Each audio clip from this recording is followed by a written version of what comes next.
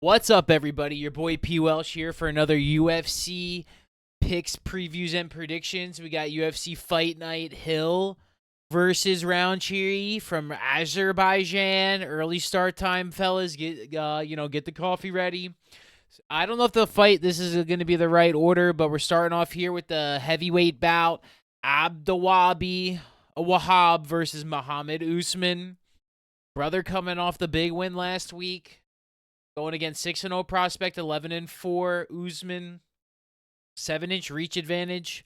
And yeah, I mean, this one's, Abdulwab is, pretty big favorite. Won his UFC debut. Looked pretty strong. Nothing too crazy. Split decision. I think I had Pogues in that one too, so a little unlucky on that. And all things considered, I think he probably gets the job done here. I just don't trust Usman's gas tank. Usman's, pretty long in the tooth. Hasn't looked as good as he can at times. Like, there's no more Puga, Tafas, and Colliers. Alb Dawab is pretty solid contender when you go in there and beat Pogues. So that's where I think this one goes. I don't know if it finishes in the books, but I think this one's pretty greasy. Goes back and forth. Al Dawab by decision. Even split decision. Those are also Muhammad Usman's specials. You just go in there and he just fights the sweatiest fights, man. You just only the one time he got the KO, man, that was like back, I think, in his debut.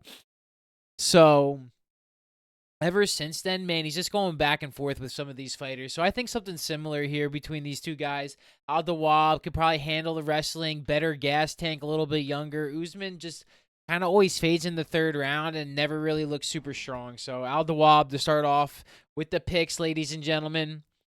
Next up, what a matchup here in the flyweight bout. We got Tariq Ulanbekov versus Azmat Maksum. Ulanbekov 16-2 versus Maxim 17-1.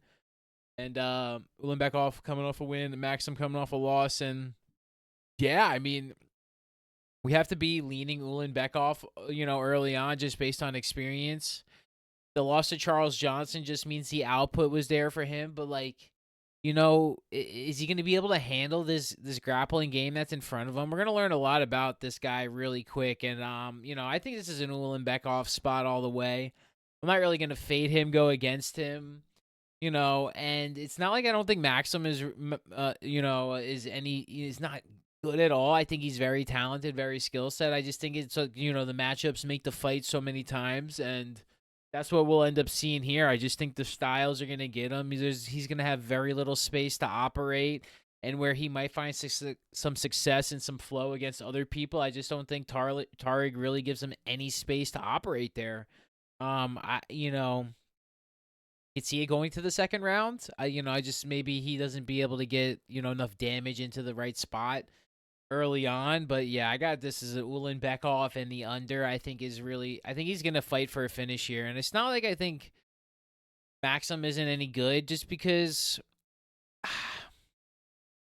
it's tough to say, man. When you go in there against Charles Johnson, he's the best, one of the best boxers in the flyweight division. So then you're going in there against this guy. He's probably one of the best grapplers in the flyweight division. That's not in the top 5. Panto, you know what I mean? He's literally probably the best grappler that's not in the top 5. Ulanbekov. So at that rate, geez, he's not giving this guy any favors because, Johnson's a top 5 boxer in the flyweight division. But we like Ulanbekov here. I mean, like I said, submission is alive, under is alive. I can see Maxim just making one more mistake and getting into a bad spot, getting backed up against the cage and just getting in a bad spot. So Ulanbekov all day, baby. Next up, women's bantamweight bout. We got Arina Aliskiva versus Claudia Segula. Aliskiva 5-2 coming off a loss. Segula 6-2 coming off a loss. Both ladies standing 5'8", and yeah, take your pick here. I'm definitely not going Segula here. I think she really disappointed me in the last fight I picked her against Marissa Mullins, who's on this card as well. So a little foreshadowing there. We'll go Aliskiva here. I just think it's yeah. Just you learn your lesson sometimes, and then you just go fade. And if she gives us the L this time, then so be it, But I like the haircut on Arena, so we're gonna go there. And I just think she has more pathways to victory. I just remember Segula, man. She just did not look good in there. She did not look good on the stand up. Both these ladies coming off losses, Marissa Mullins. So Like I said, both to a lot to improve there, but yeah, let's just go Alice Scriva and call it a pick here, ladies and gentlemen. Eat. Speaking of Marissa Mullins, bantamweight bout against Darina Zelenikova. Mullins 7-1 versus 9-2 Zelenikova, and yeah, Zelenikova coming off a loss to Elaine Perez, who's an absolute pretty big gangster in the women's division. So this is a rematch as well. They fought, back in 2022. That's interesting. So we got Zelenikova Mullins too. And give me Mullins here. She looks like she's on a warpath here at this point. She's just, every one of these ladies, she's just put into the freaking blender. 33 years old, 4 wins by KO, 2-1 in the UFC. Losses to Nora Cornhole by a body kick, which is, I think that was, I remember that one too. And Cornhole is just, I think, a kind of a more of a matchup nightmare for her. I think Zelenikova doesn't have much to really, she doesn't really have much of a ground game. I don't think she has the best stand up, and I don't think she's a very strong competitor in terms of like what has been winning in the women's divisions recently. And yeah, let's go Melissa Mullins here. Keep it short and sweet, ladies and gentlemen. Bang! Middleweight matchup here. Ishmael Nuradev versus Young Park. 24-7 Nuradev versus 18-6 Park. 6 foot versus 5'10", 1 inch on the reach advantage for Nuradev. And both these guys kind of, well, maybe Park. Park's been canceled a few times here. Nuradev, this is rescheduled from May 17th. Yeah, I don't know what's gonna happen here. I don't even remember really breaking this one down. I don't know if it was canceled before I even got to it, but I'm gonna go Nuradev here on he's an upset. I don't know if I really trust Park in a way, and I don't think Nuradev is the most skilled fighter. I definitely think he has, but I definitely think he has opportunities to win the fight in terms of being better than Park on the day that they fight together. I think Park has more like pathways to victory, clear power advantage, better stand-up game, but you know, maybe the fight doesn't happen that way. Maybe he's up against the fence and has to do dirty boxing, and Nuradev gets him down, gasses him out. I think that's kind of more of my pathway here, where I see it coming in there. As much as I think like Park is going to be able to handle himself, but like, he does handle himself well on the feet, but he's going against guys that are on the feet. You know what I mean? Munes and Tavares and Tulaloon, right? Like, and then he's handling them that way. I don't know. I just don't think he'll be able to handle Nuradev like that. That's where I kind of got the win here. I really like Park. I wanted to pick him. I think I did pick him early on, and I've wanted to pick him a few times, and just haven't really been able to see him. This is it, right? I mean, the Brad Tavares fight. I'm trying to even roll back my memory to remember even breaking down that fight last year, but yeah, I probably picked Park against Tavares too. So this one's very big of a toss up here. I'm kind of going for the underdog Nuradev here. I just think he'll end up being the better fighter on the day.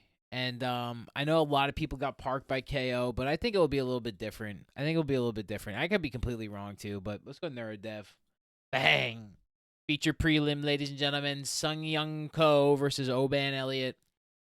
Elliott 12-2 versus Ko 11-2. Making his UFC debut in the big arena of Azerbaijan, rebooked from the Apex a couple weeks ago. And yeah, I like Elliott here. He's really strong boxing. Maybe he gets put out. I think violence could be a play. But I also think that Oban Elliott is he's kind of peaking right now. So he's gonna have to really challenge himself against one of these top guys. There's no way I'm going against a guy named the Welsh Gangster.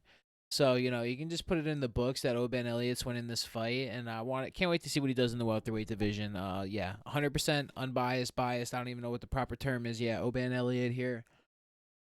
Yeah, I'm glad it's in an arena for him because like that matters to a lot of people too. I think on that card there was that I was like always wondering, like yeah, maybe like guys like Billy Ray Goff get subbed in an empty gym because there's no juice there, right? Kind of think a lot of that stuff is gonna play out even better here because I think a lot of these guys will feed on the juice and the opponents get fatigued by all the energy in the building as well, especially in a hostile environment.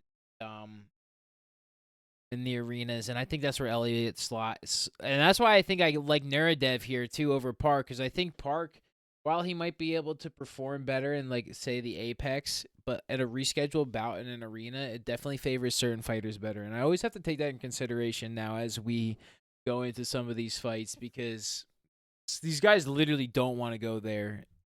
Maybe some of them do, but like a lot of them don't. And yeah, we're gonna go on to the featherweight fight there. Muhammad Naimov, 12-3 versus Bogdan Grad, 15-2, making a second fight. Naimov coming off a nice win over Olfley and lost in the third round to Lima, who's I think an absolute killer. Grand second round rally against Lucas Almeida in his debut, and yeah, I don't know if he'll be able to get out of that against Naimov if he gets in a similar situation. I'm really worried about. I mean, yeah, he rallied for the win. We got it. I liked Grand in that spot. It was a hella fade of Almeida, but Almeida just absolutely gassed out. I don't think Naimov is gonna do that. This guy's gonna come in there absolutely shredded. He does not. He got. I think he's gonna come in there and look for a finish if he gets an opportunity. I think Naimov for a sub is very much a possibility. I definitely think he can get a finish. I think Grad is tough as hell, and he's gonna have a lot of opportunity to fight a lot of exciting fights. But I think we're gonna see levels to it, and if Lucas Almeida can get to the ground and did what he did in the first round against him, I think Naimov can have his way with 3 rounds with him and do whatever he absolutely wants. Um, yeah, so Naimov here, and I really don't like. I mean, I think Grad has a great. He's gonna have to win on the feet, right? That's his win condition. He's gonna have to outstrike him. He's gonna have to control the takedowns. He's gonna have to really, do better because you just go watch that Lucas Almeida fight against Grad. Like, I mean, you just can't tell me that. Like, that's the craziest thing sometimes with like the UFC, right? It's just like how just different rounds change it. Even like we had Phil Rowe over Angelusa last week. It's just like, yeah, like some guys just get finished like that. And Lucas Almeida is one of those guys. I mean, Sarang Yi, who just got finished by whatever the guy's name was last week with the left. Some people just get finished, bro. Got finished by Brito. So, Grad is a finisher, but I also think he gets some decisions. I think Naimov just dominates this fight in a way. I just think he gets him for 3 rounds, and yeah, I'm hoping he gets a finish. I think he can snipe a sub in there or something, because I just think at the ground game, if you have an opportunity like that again, I think he's gonna get it if he gets 2, maybe even 3. So Naimov, let's go, baby. Exciting matchup here, lightweight division. Nazim Saidakov versus Nicolas Mota. Saidakov 10-1-1 versus Mota 15-5 and 1 no contest. Both boys coming off a win. Mota coming off the win against Mahashate, and Saidakov coming against Baumfim. Absolutely domination against Baumfim. Drew against Borshevev. Couple years before that, after a couple rescheduled bouts here, and man, I'm a big Nicholas Mota fan after that one, but I think he's definitely pretty small for the lightweight division. He's not exceptionally athletic and fast, and he's just an absolute warrior. So if he can make it dirty with Saidakov and really win the exchanges, he can do a lot of power, man. I think he fights out of the southpaw stance.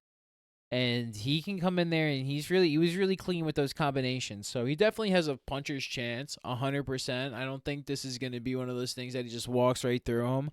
I think potentially, I mean, I think Saidakov is really good too, and I think this is going to be one we're going to see a lot. We're going to see a lot more about him here, because Mota's last loss was to Manuel Torres, and not saying, I mean, Torres is way bigger than Saidakov, but that's what he's got to present to him, like that just big beating. And he kind of reminds me of Baumfim, but just he's not gonna grapple like Ishmael Baumfim will grapple. Mota's just gonna stand up there and keep his.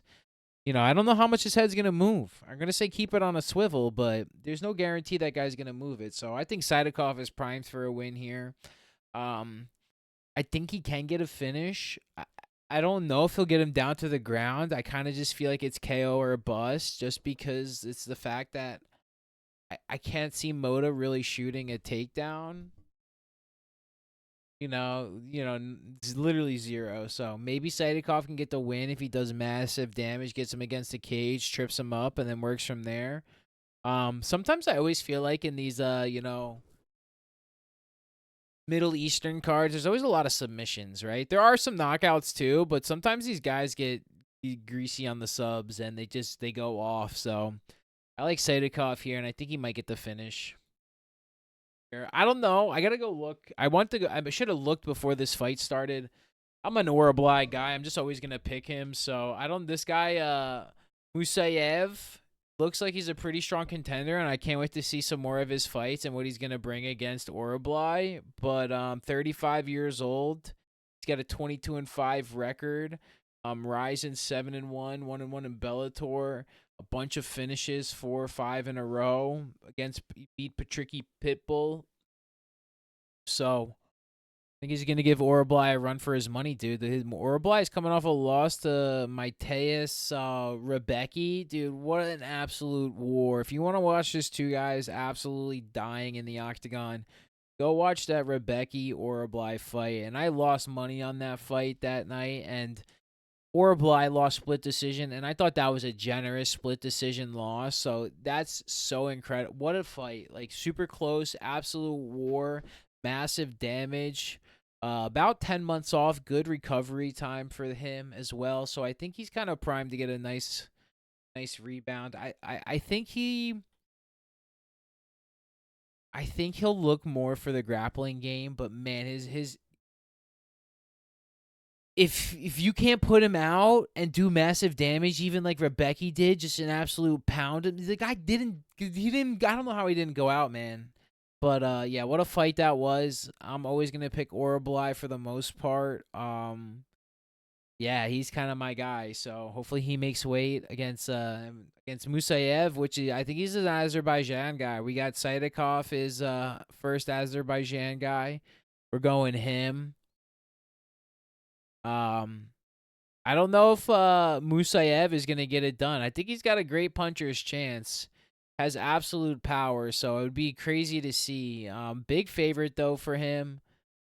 Other than that, oh man, this is a crazy card, dude. I'm absolutely loving the breakdown on this. The more and more we get into it, a nice early start, 3 p.m. main card, 12 o'clock on the early prelims.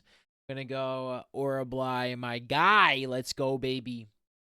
3 fights left. Going back to the heavyweight division. Curtis Razor Blades, 18-5, coming off the loss to Tommy Aspinall versus Rizvan Kuniev, 12-2-1. I think he's making his debut. Yeah, this was a canceled, rescheduled bout from March, twice over from February. And yeah, let's just take Curtis Blades here. Unless this fight is cursed like the one Paul Craig Bellotto fight, let's just take what we think is gonna happen. And Curtis Razor Blades is gonna come in there absolutely sharp. He's obviously a top 5 heavyweight in the world, and for somebody to crack in on that, like he's gonna have to be absolutely better than anybody else. No way in my right mind am I picking against Curtis Razor Blades in this matchup. I really think he was minus 600 a few months ago, so I think we're getting a little bit of value on the price early in the week if you really like him here. I think there's a lot of spots to really like about Curtis here because, bro, dude is an absolute monster, and if he comes to play and he's got an attitude and a rebound to him and sticks to his game plan and stays focused, I think Curtis Blades is a top 5 heavyweight in the world, and I only think he loses to a few guys here and there. So yeah, yeah, yeah, pretty much who I think maybe he gets touched up by Volkov here. I think Volkov but he actually got a win over Volkov anyway. Lost to Pavlovich, who's been the boogeyman here. Kuniev, what are you gonna do here against Razor Blades? It's a tough matchup, man. So you do anything spectacular, power to you, Kuniev. But I'm picking Curtis Razor Blades all day. I can't go against my guy Curtis. I think he's on a big rebound spot. I think he's a little upset with them. 1 minute loss to Aspinall is just not really what you wanted to have. I think he wanted to implement a game plan. I think he'll do a lot better this game, and I think he'll walk him down in the first, maybe I think second round finish for Curtis Razor Blades by KO. I think he'll kind of dominate, maybe play position, posture, get a takedown, do some damage, and then in the second round he'll just do a little bit. It'll just compound, and Kuniev just Goes out. Razor blade, second round finish. Let's go. Bang! What a fight, dude. Co-main event, the people's main event. Rafael Fiziev versus Ignacio Bahamondes. Fiziev, 12-4, coming off 3 straight losses, 2 to Gagey in the injury stoppage to Gamrot. Ignacio Bahamondes, 17-5, an absolute machine in the UFC, 6-2, 10 KOs, 2 submissions, 4-3 on the cards. Last loss to Ludovic Klein, and before that, a loss in 2021. And man, oh man, the guy in Azerbaijan, how am I going to pick against him in the basically a straight up pick him? Man, and I'm going Bahamondes, dude. I really have to, dude. He's one of my favorite fighters. I love his attitude. I love his spirit. I love his style. I think he's just a really good character, and I root for him very thoroughly. I think Fiziev is an absolute dangerous fighter, but I think the matchup against Bahamondes is going to be so tough for anybody at 155 for almost always, unless you're an extreme grappler. I mean, Muay Thai kick fighter. This fight actually really also scares me in the fact that, like, I kind of think, I don't want to say injuries at play, but compromisation in a 3-round fight. Like, you know, somebody wins the first round, gets a little hurt, hurts their hand, something like unseen like that. Where, like, I think this fight is super greasy, super back and forth. I think if there's a finish, it might just be Bahamondes, just because I think he's got the style, flair, you know. But I mean, I think it's extremely hard to put out. But I think what could happen is if Bahamondes drops Fiziev and gets a few hammer fists on the head, I just think that's the ultimate win condition that I kind of see happening. I think Fiziev is one of the. I wish he went down the featherweight. I thought that would have been such an exceptional move, but I understand wanting to fight in Azerbaijan here in the co-main event against Bahamondes for another chance to shoot right back up in the ranking. By golly, if Fiziev can win back in the lightweights against Bahamondes, I mean, you could put him against Patty, you can put him against Hooker, you can put him against Gamrot, even Gamrot again. You know, him and Gamrot would be another banging fight, you know, and just kind of work your way up there. Because, you know, like, there is a pecking order, and it's going to have to go there. So, even if he loses, I think that fight is super exceptional for both people. Gamrot, yeah, he didn't get that last fight. What was it, rescheduled? I can't even remember off the top of my head. But yeah, man, so many possibilities I think from these two, and I'm a huge Ignacio Bahamondes fan. I think he's really, really, really one of my favorite fighters. So quite excited to see this matchup, and if he can present an absolute, I worry about the damage he's able to take. That's one thing against like these, like he kind of, if you just looked at the body type, I mean, Fiziev is an absolute freaking specimen, but Klein kind of looks similar, you know, that little like stockier, solid build. And yeah, so I do worry about that a little bit about Bahamondes, but I think his timing, you know, his feints, his speed, I think he really is a top level contender and will be one of the best in the world in years to come. I'm a huge fan of him, and I'm rooting for him, and this should be an absolute fire matchup. And if Fiziev wins, and all congrats to him. But man, what a great job by the matchmaker. This is literally one of the most exciting fights you could ever just random into on UFC, the video game, if you did the same division. And what a stylistic matchup, and just never know how these are going to play out. The guy gets inside the pocket, can hit him on the chin, put him out in one. Bahamondes hits him at distance with some nasty ass kick combo wombo into ground and pound. Just absolutely phenomenal matchup stylistically, and super excited. The official pick is Bahamondes. He's my guy, dude. Let's go, Ignacio. Good luck to you, Rafael, at home. The lightweight fight. Is this going to happen? Is Jamal Hill flying to Azerbaijan versus Khalil Roundtree? Hill coming off the loss to Yuri, KO. Roundtree coming off the loss, KO to Pereira. Both guys took a lot of damage recently, and I don't know, man. I'm just gonna pick Roundtree. I just will always fade Jamal Hill. Even though I picked him against Yuri, I just maybe will just fade Jamal Hill here.